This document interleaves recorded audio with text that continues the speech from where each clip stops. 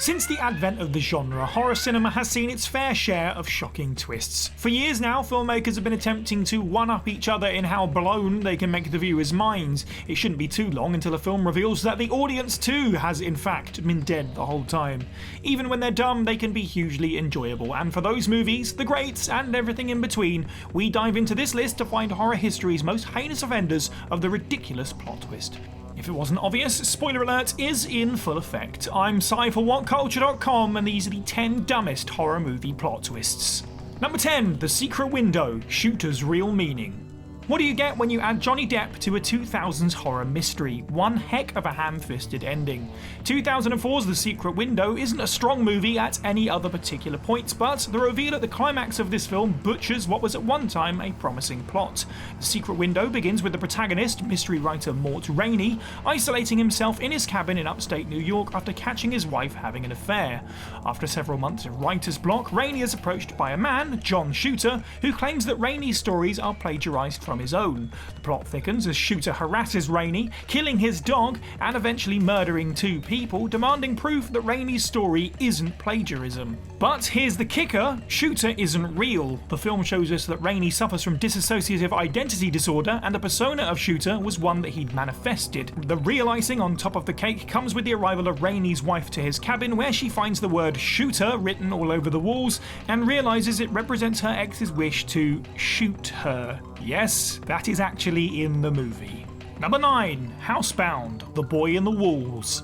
This indie horror gem from New Zealand deserves all the love in the world. It's a horror comedy with a comically clever twist that retroactively makes the rest of the film up to it seem farcical to great effect.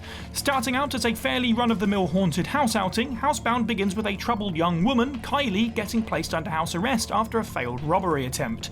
After a couple of spooky encounters, Kylie becomes convinced that the house she's trapped in is haunted. With her negative reputation, neither the family members with whom she's staying nor the police believe Kylie's claims. Upon learning that her home was once the site of a grisly murder, Kylie suspects the culprit is her ghoulish neighbour. The guy is creepy as hell, so it's hard to blame her, who would then suspect that the truth of the matter is that the ghost responsible for the hauntings isn't a ghost at all, but rather a child living in the walls. Though this is a twist that has been done before, the real uniqueness of the situation comes from the complete innocence of the faux ghost Eugene, whose earnest and shy demeanour will make you feel silly for ever being afraid of him in the first place.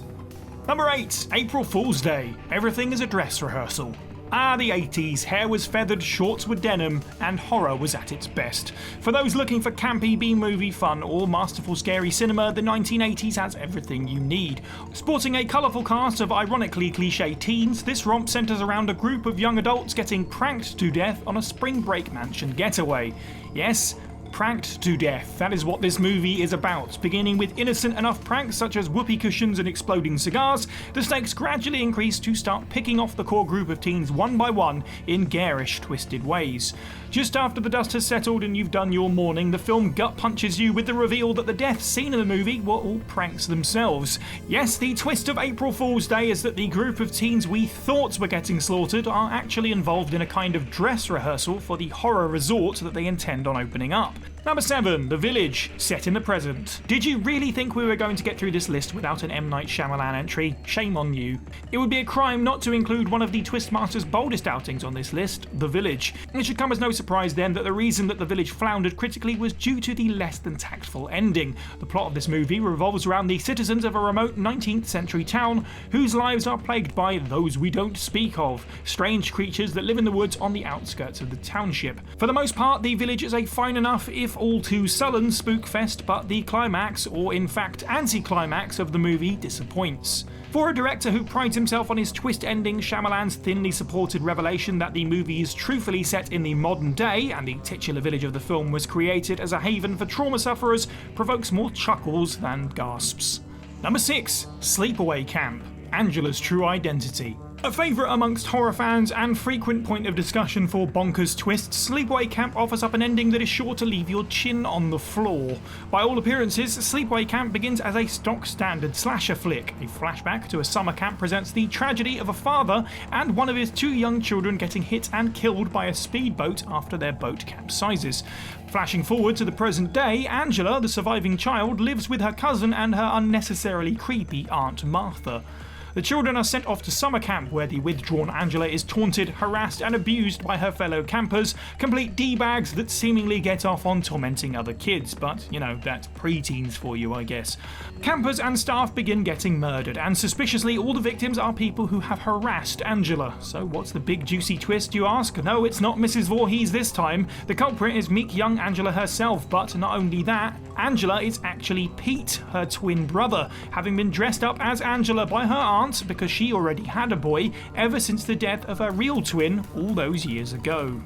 Number 5. The Visit. Not real grandparents. Halfway through and already another Shyamalan entry. You can't argue, the guy likes his twists and not all of them are winners. One such stinker comes in the chillingly wrapped packaging of The Visit. This 2015 movie shows young siblings Becca and Tyler going on a visit to their estranged grandparents' house whilst their mother jets off on a cruise.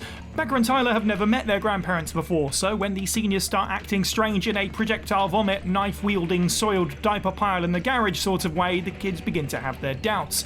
Finally, the children show the supposed grandparents to their mother on a video call, to which she remarks, "Those aren't your grandparents." We discover that these usurpers are in reality escaped mental patients who killed the kids' real grandparents and took their place. Though suitably shocking and definitely unsuspected, this entry earned its place here simply for how monumentally implausible it is. Not only do these kids happen to have never seen a single photo of their grandparents, but one would think that at some stage before the climax of the movie, someone would have called their identities into question. Number 4. Orphan. She's no child. Boy howdy, this is an uncomfortable one, so strap in. Firstly, what comes to mind when you hear the term orphan? Is it a rosy-cheeked, red-haired, singing little girl with a pet dog? Prepare for that image to be replaced by a 33-year-old psycho with proportional dwarfism, because that's what you're in for if you decide to watch Orphan. After suffering the devastating loss of a baby, couple Kate and John decide to adopt from an orphanage. The girl they choose is Esther, a 9-year-old from Russia.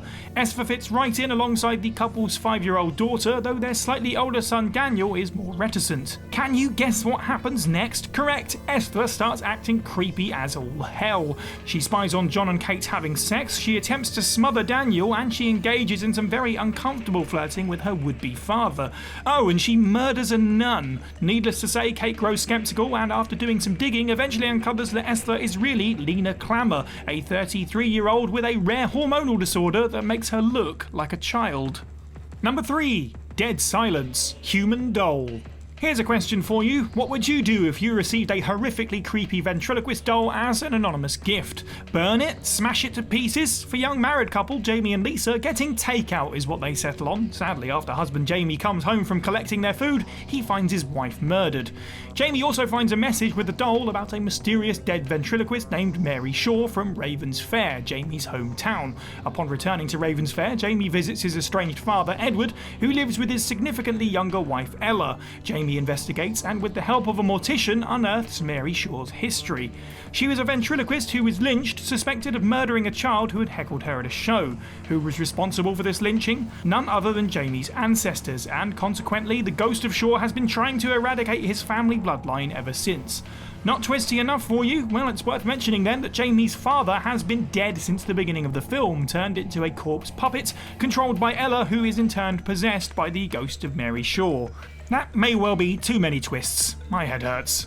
Number 2. Scream 2. Mrs. Loomis's Master Plan. Scream 2 is a fantastic movie and a staple of the slasher genre. Its plot twist is one of the few on this list that is intentionally far-fetched, making it perfect in context.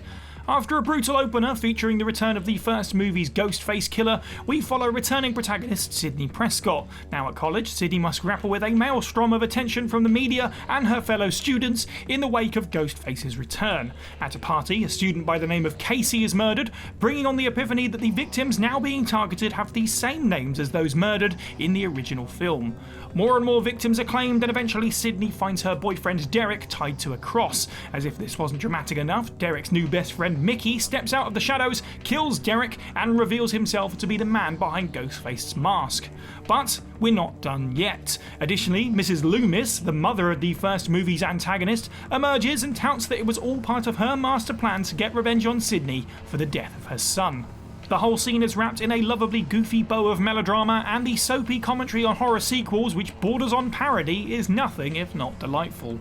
Number 1. Saw 3D. Gordon the Apprentice. Detective Mark Hoffman, protagonist, antagonist, and kind of whatever he feels like at the time, abducts a self-help guru, Bobby Dagan, who has falsely claimed that he survived one of Jigsaw's traps.